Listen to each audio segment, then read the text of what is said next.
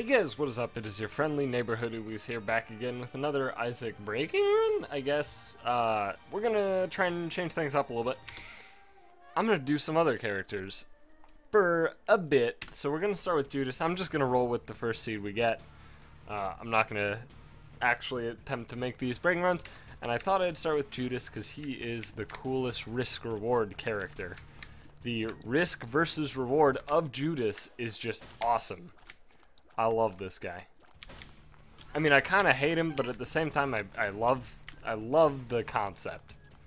It does suck when on the first or second floor you happen to fight a champion who happens to shoot projectiles, because then you just fucking die sometimes. It sucks. And that's what happened to one of my hardcore files. Got slammed hard by the Judas RNG. Wasn't great. But, you know, for the most part, he's an awesome character. The starting damage feels so nice. The Book of Belial is a great item to begin the run with. And, I don't know, just overall enjoyable, aside from that slight bit of bullshit that you can sometimes deal with, most of the time not really. And that is basically the basis of my, my logic behind choosing Judas for the first one. I don't know if I'm gonna do all characters, maybe all but Lost. I really fucking hate the Lost. I really, like, my deepest, darkest, hope. Jesus, I don't know why my hope would be dark, I guess because I'm evil, I'm a Sith Lord or something, but the one thing that just has been eating away at me is the idea that we're gonna have to play the Lost after Afterbirth comes out. Because I don't want to touch the Lost, dude. Fuck that character so goddamn much. It's not even like the fact that, like, most people's hate with the Lost is just like, it took me 15 million years to beat the Lost. I had a streak of negative 683. And, like, yeah, I had bad streaks. I cheesed it at the end, I'll admit. But fucking whatever, I don't care. The point is, the problem with the Lost is that it's just luck, right? That's it. That's all the Lost is. It's just, you roll the dice, and, that's it. That's the character. So, hope you enjoy dice rolling simulators. Because that's what the Lost is. And I don't like that. I mean, I play a dice rolling simulator in The Binding of Isaac, or in the Hearthstone game, you know? I play dice rolling simulators all the time, right? So who am I to judge? But the problem is, you know, in my dice rolling simulator, I don't want to roll more dice in order to decide what dice I can roll in my dice simulator, right? That's not fun. That's just weird. Can any of you die? Please? When I shoot tears for like 14 minutes in a room and not a single enemy dies, that's when we're gonna have some problems. Seriously, what the fuck kind of health do you have? Holy shit, what happened? Like, where? Okay, whatever. It's fine. We survived. There's not a red heart anywhere, is there? Let's open this. You're not a red heart. Though you may lead me to a red heart. Please don't fucking kill me, Redfire. I believe in peace on Earth. Okay. It's not a red heart. Cancer. It's pretty good. Cancer is quite good. No. Well, no, this is kind of okay. Oh yeah, by the way, I'm sure there's a lot of people who are like, why are you not playing on hard mode? Because I don't find I don't find artificial difficulty enjoyable. And that's all hard mode really is.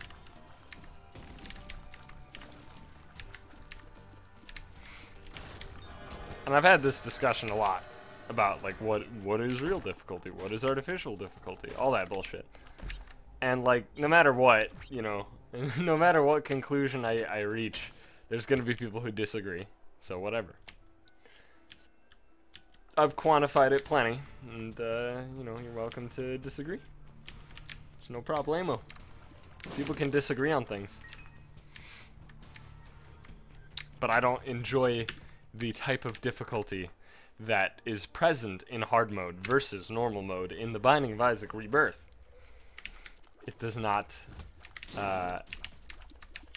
satiate my hunger for difficulty. It feels like the kind of difficulty that's involved in, I don't know how that hit me, in like I Wanna Be the games, which is to say purely artificial. Can you fucking give me a goddamn break, okay?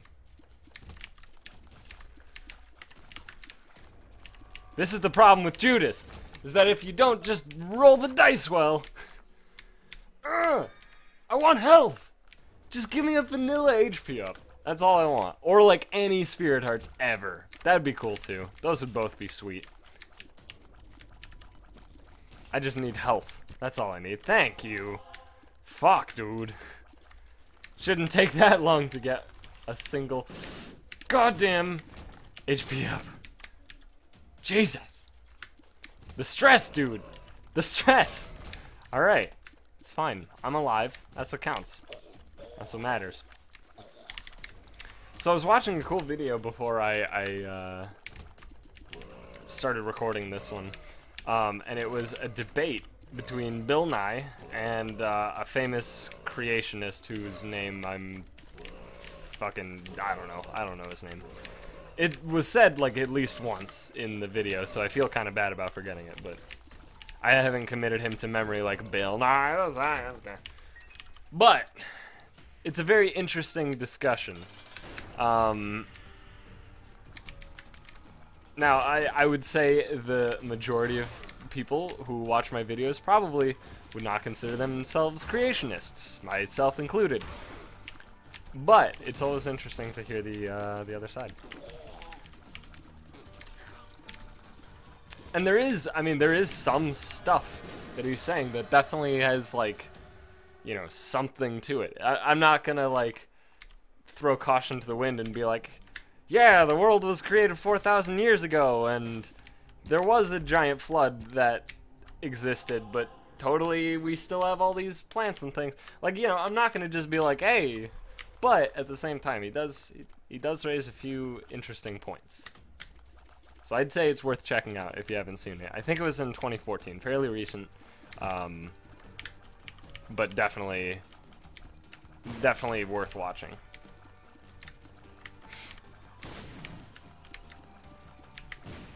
And I almost entirely agree with his point of the fact that for some reason, and it's a very baffling thing to me, how science, the word science, is given like this specific meaning, you know? Like everybody, when you think of science, you think of a certain thing, and like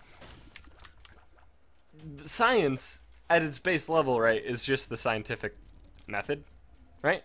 That's what we would define science as, is like observations collected via the scientific method, right? And I mean, the scientific method and science, you can't like be like, oh, well, the scientific method was created and then science was created, right? But you know, that's what we would define it as now, probably. And it is interesting that the world happens to, for some reason, kind of give science this almost synonymous meaning to truth. And while that can be sort of true, like that can be it can be an actual thing that's not disingenuous, because science is like, you know, it's just observed things. So it is truth, but like, you know, there are assumed things in our science, right? In the like Big Bang Theory and evolutionary theory and stuff like that. Like, there are assumptions, right? There is stuff that isn't explicitly observable, right? Like, there is stuff that is observable that can imply the things, but you know, it's not explicitly like, we haven't observed that the world is millions of years old. We found evidence to suggest it. However, you know, there are certain bits and pieces that are still kind of assumed. That being said, I do think there is a substantial amount of evidence proving that the world is not only 4,000 years old. I think most people would agree with that. Well, at least, you know. But whatever. It's a weird discussion because people always, no matter what you do, people are always going to see it as like a religion versus a science thing, which, you know, anytime religion gets involved with anything, it just becomes an entirely extra process that you gotta deal with, and it's just a whole thing. But it is an interesting discussion, for sure. I'm only like halfway through it right now. And I was like, well, if I don't record the Isaac, then it's gonna be, you know, it's gonna be delayed too long, and I'll blah blah blah, whatever. I'll record Isaac right now. That's the plan. And so here I am, recording Isaac. Okay, so yeah.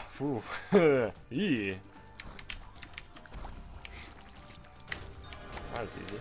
This is awesome. Wire coat hanger is great. Yeah, it gives us insane tier rate.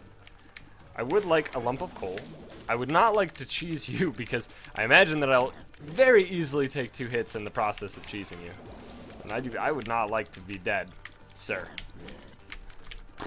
I almost dodged right into that bullet. That's not a lump of coal. That is a head of Krampus. I do want to find a shop, though. But yeah, I just want to, you know, state, once again, I am very much of the opinion that, like, you should be open to other perspectives even if you disagree with them, right? So that's why I'm, like, perfectly fine. You know, I don't, my eyes don't roll back in my head and I go blind with rage when somebody's like, oh yeah, no, Noah's Ark was a real thing, right? I hear that and I'm like, yeah, I mean, I don't agree, but, you know, I don't get super upset about it. I don't get offended.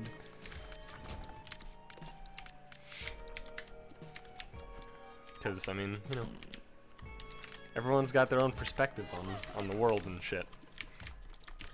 Some perspectives are wrong. No, but really though, I don't know. I see no benefit to getting offended, you know? To any extent, I see zero benefit. You can get angry, you can get passionate, you know? All that's fine. But getting offended is just meaningless, you know?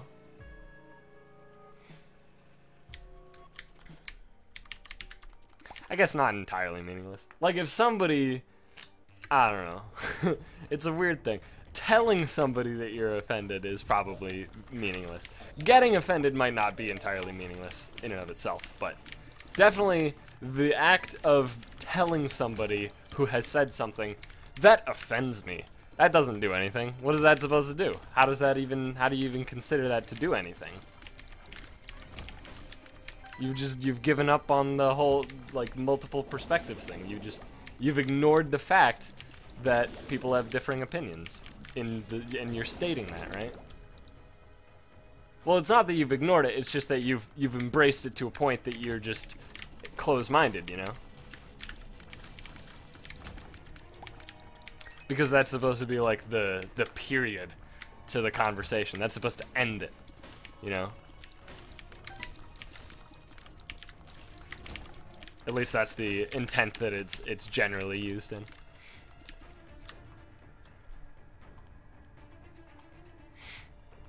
You know, it's people who are like, let's say, for example, let's say, hang on, let me think of a better example. Actually, that one's not gonna go well. God, what's a good example? I don't know. Like, let's say somebody makes an offhanded comment in an online video game, right? That happens daily to every person, right? Absolutely the most common occurrence that people can point to of getting offended, right? you're in an online game. Let's say the other dude is like fucking, I don't know. Let's say that let's say you're playing Dota, alright? And let's say that you're just hanging out, having a good time playing your video game of Dota 2. And, you know, this guy comes up to you and is like, something, insert racial slur based on the way you sound, right? Let's say that, you know, you sound South American, and this guy is like, you know, insert racial slur here. Let's say that's the interaction, right? I mean, that guy's upset, right? He's very upset. And then he calls you a racial slur. You saying, hey, that offends me, that's not gonna do anything. How will that do anything? What'll that do? In what universe will telling somebody who calls you a racial slur that it offends you, how will that do anything? You know?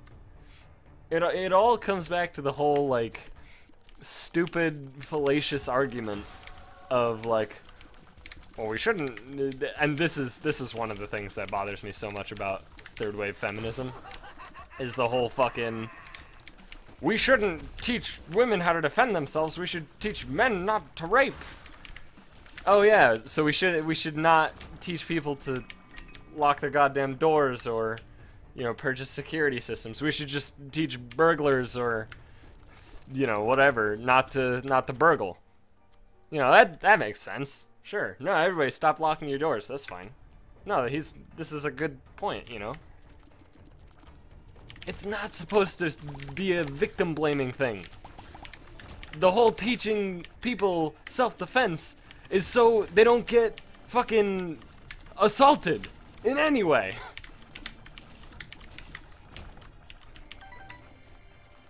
I think it's a good thing for any person, all people, to know self-defense, because you know what? Not everybody is a moral, like, a person with a moral compass, you know? Every person in, like, these huge studies of sexual assault, right? The people, the perpetrators of sexual assault, almost unanimously, like so close to unanimously that it could be considered unanimous, they know rape is wrong. They do. But they do it anyway. Because it's just a thing they do. They're fucked in the head.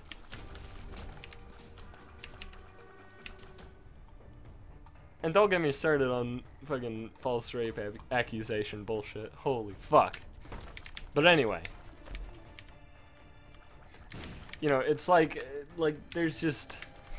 there's no reason for these arguments of, like, I'm offended and blah blah blah, and, you know, just all this bullshit. It's just a bunch of bullshit to make people feel entitled. I just don't understand it.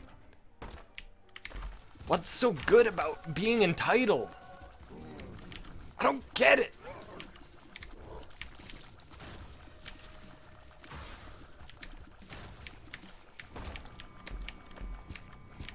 I'm just a fucking human being on this goddamn planet Earth, which is a miracle in and of itself. And we're arguing about fucking online harassment? Who gives a shit? I don't know. It bothered me that, like, the one thing that fucking just bothered me, it offended me, was, the whole, like, UN thing about, like, online harassment or whatever. There was, like, a Google think tank, and it's like, you know, this is to stop online harassment, which is a perfectly reasonable and noble goal. You know, stopping online harassment, that's fine, that's great, you know, that's awesome. But what I don't get is, if that's the goal, why just get a whole bunch of professional victims to group up and fucking, I don't know. I don't fucking get it. I don't get it. I mean, I mean, I kind of get it. The point is that they're professional victims, and if you put Anita Sarkeesian or Zoe Quinn's name on fucking anything, then you're gonna get shitloads of clicks and shit. People are gonna pay attention to that a lot more than, like, you know, hey, check out this everybody on the internet who's getting harassed. And look at how it has literally nothing to do with any sort of demographic, whether it be gender, race, or anything else. Turns out there are just assholes in all walks of life, everywhere. And nobody is more of a victim than anybody else, and if they were, they wouldn't be bragging about it, because being a victim's not a good thing.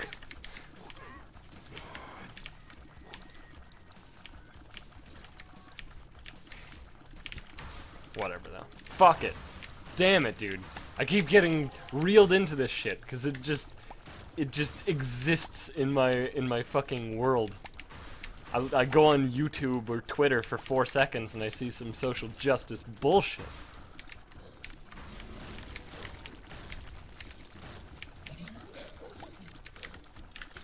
And the worst part is their fucking main thing is like, you know, we want to fight against censorship.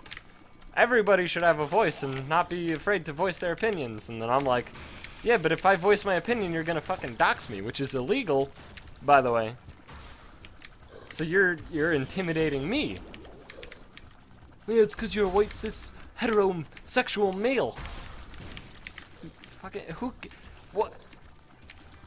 But what does that matter? How does that matter? Prove to me that matters. Ugh. Shut up.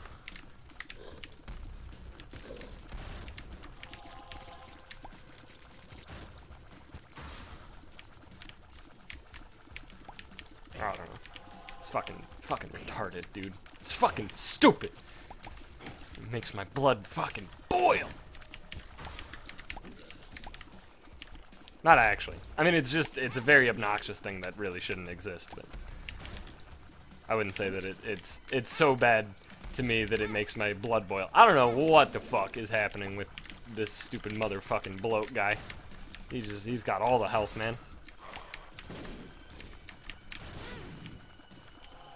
Yeah, the only things that make my blood boil, really, are attempting to argue with belligerent, closed-minded people, any type of animal abuse, at least when it comes to, I don't know, I guess qualifying it is a weird thing, but I don't know. I do think animal abuse is a bad thing, but at the same time, I really like eating meat. There's animal abuse when it comes to processing meat, the cultivating of meat. It exists. And it's a thing, but, you know, we are omnivores, and there is a very large amount of us on the planet Earth.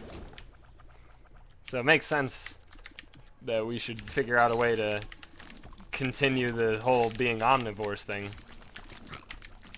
without running out of the resources. I don't know. I fucking hate these things. God damn it. It's actually very upsetting right now.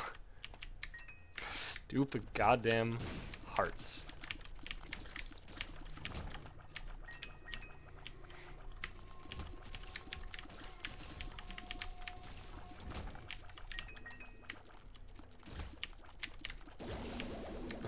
Alright. Yeah, if you show me a news story or whatever about like a police officer like shooting a dog or something, I'll be like, yeah, okay, just give him the death sentence. That's fine. See ya. You know, that's the way I want to feel, right? Obviously that's not logical, but I mean, I don't know, man. That shit makes me irrationally upset. Because, I think it's explicitly because I'm a fucking pet owner. And I know every animal, every pet I've met in my life would never, ever assault a human being, right? Even if that human being was, like, invading their space. Like, the whole guard dog thing, it can work, but you have to train them in that way. And the vast majority of animals, and this is, in fairness, this is fairly anecdotal, but the vast majority of animals are not trained as guard animals. Or, you know, whatever. Like canine unit things for police officers, which are also fairly abused, by the way, which is horrible. But the vast majority of animals, domesticated animals, are just kind of there. They just kind of do their own thing.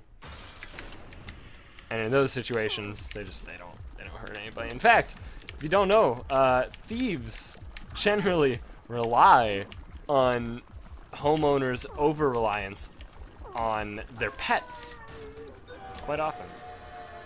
I guess burglars, thieves, which one? God, they're like almost synonymous, but there is a difference. But the point is, you know, if somebody breaks into your home and you're like, oh, it's okay, our pets will attack them, right? That's not gonna happen. All they have to do is bring a goddamn dog treat.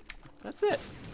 And then suddenly, your vicious guard animal has now made a new best friend who's stealing all your shit.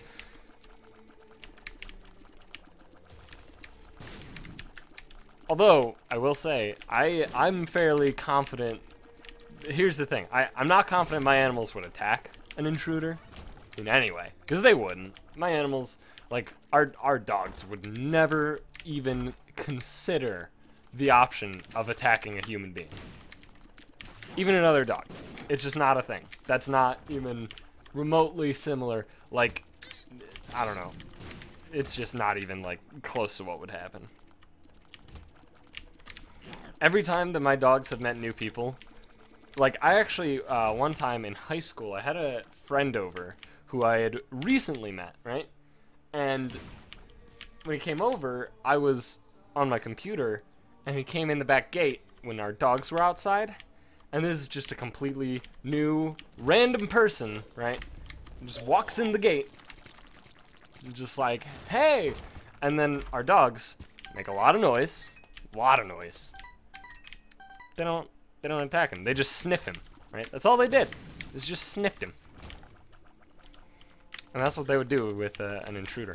They'd make a lot of noise, and then they'd sniff him and be like, hey, it's a new friend. And then I'd call the cops because my dogs are freaking the fuck out, and I hear slamming around. So then I'd call the cops, and they'd come, and then this guy would be arrested, and everything would be great. And then my dogs would be like, where's our new friend? So I'm confident our dogs would make a shitload of noise. Attack? God, no.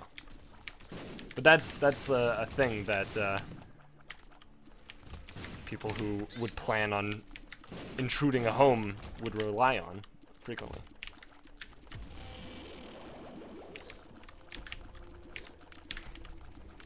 I don't remember where I learned this. I think I might have heard this initially on... I also have no idea if these stack at all. We'll find out. I think it was initially on that one... What was it? I think it was a Discovery TV show. I haven't seen it in ages. I don't know if it still exists. Is it like... Oh, fuck, what's the name? It's basically the premise is that it's... like people sign up for this thing, or people sign their friends up or something.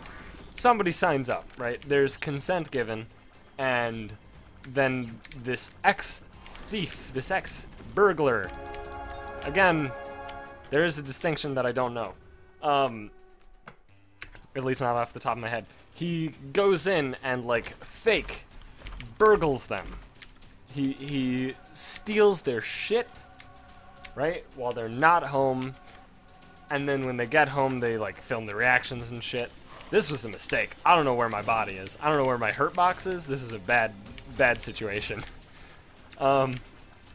So yeah, then they get home, they film the reactions, and then they help the people step up their home security so it doesn't actually happen, right?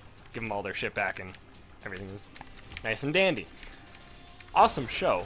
And multiple times, if I recall, there were episodes where the homeowners had pets, and the guy literally, like, every time that there was a pet, it was just like, yeah, here's a treat, hey. And then he just walks right in, and then the dog is, like, sitting in their crate with a rawhide bone for the entire time that he's just removing everything of value from the house.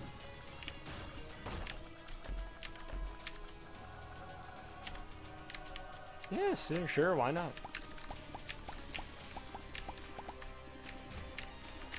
Also, I don't know if you guys know this, but locks are not a difficult thing to pick. I don't know, I'm just here to help you guys. I would seriously, if you haven't looked into improving your home security, or I guess if your parents haven't, I would recommend it, because it's a very, very important thing that a lot of people tend to not really have a high priority on, which is a big issue.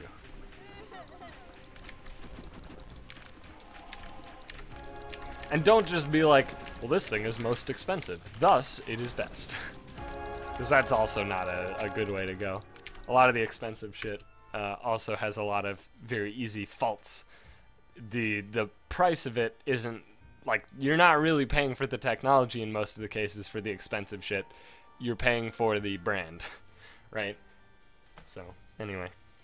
That was a weird episode. We took a lot of tangents. That was a cool one, though. I do like playing Judas. It was very stressful at the start, as Judas tends to be, and then it was just kind of a nice little smooth ride until the end. But it was cool, and I hope you guys enjoyed that. If you did, please be sure to leave a like and do all that good shit. And, comment and share and shit. Whatever. Whatever you want to do. I'm not the boss of you, you can do whatever you want. It's okay. It's a free world. Well, free. I guess the internet is kind of a free world, isn't it? Yeah, whatever. Bye. Yeah.